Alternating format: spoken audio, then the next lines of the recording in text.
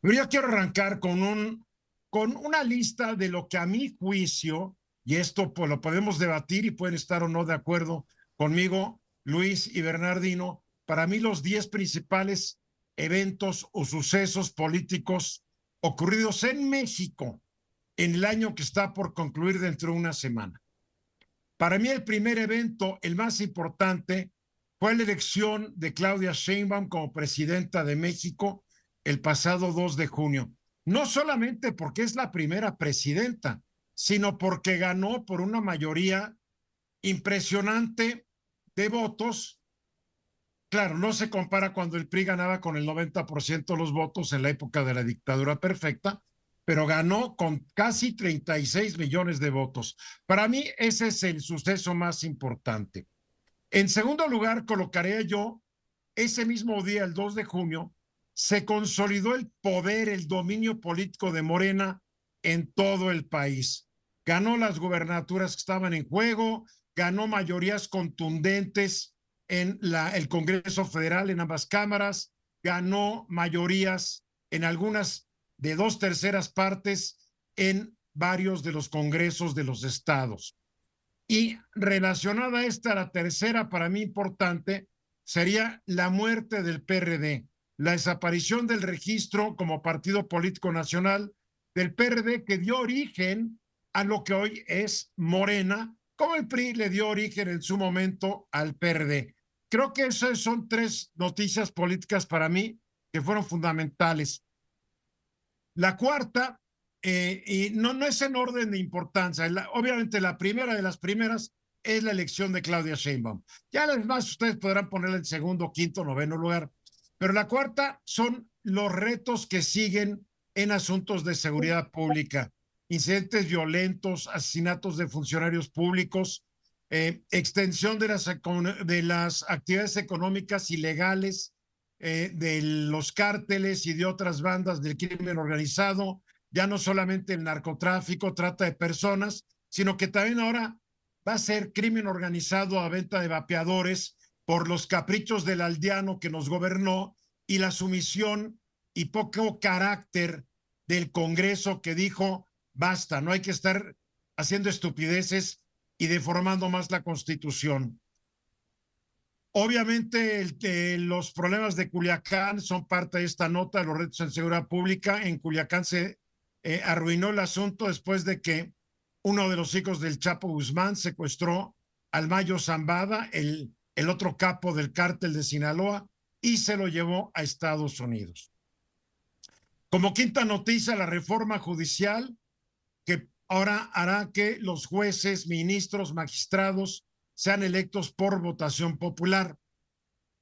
La sexta es la reducción de la tasa de interés del Banco de México. De agosto pasado hasta hace unos días, el 19 de septiembre, el Banco de México hizo varias bajas a su tasa de interés. Estaba en el 11% y ahora está en el 10%. Todo esto para combatir la desaceleración económica que estamos viendo y controlar la inflación.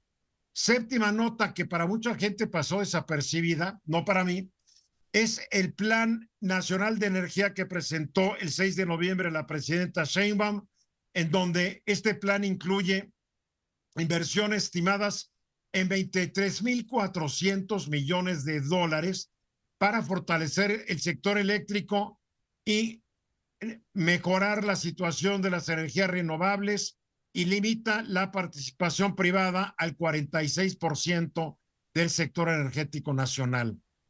Octava son las elecciones simultáneas tanto en México como en Estados Unidos que van a afectar, transformar y espero que no empeorar las relaciones bilaterales. La novena es el bajo crecimiento del Producto Interno Bruto de México.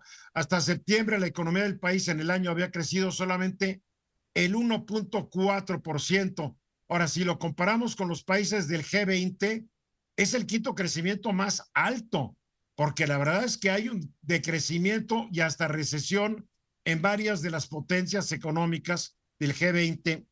Y la décima es el desmantelamiento de los organismos constitucionales autónomos como el INAI, el IFT, el COFESE y otros que han generado mucha incertidumbre en el sector privado y en el sector de los inversionistas. Para mí estas son las 10 notas más importantes. Lo dejo ahora a opinión de ustedes.